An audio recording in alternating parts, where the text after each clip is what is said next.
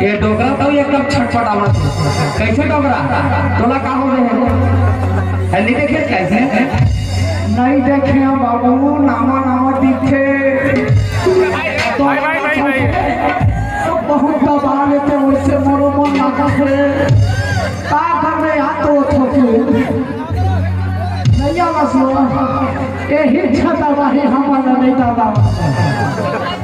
सुनना भैया टेंशन मत लो ठीक है लगे रहा तबे हमारे किस्म का भैया का धंधा दबा पर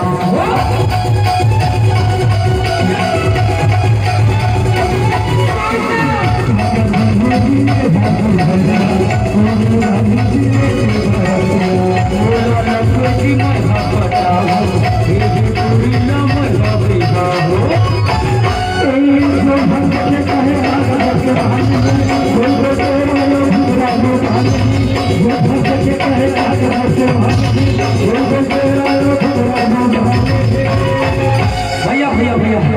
एक ही क्षण में काम नहीं बोला डोगरा पर छटपटाओ देख घना बुला देगा हाँ जी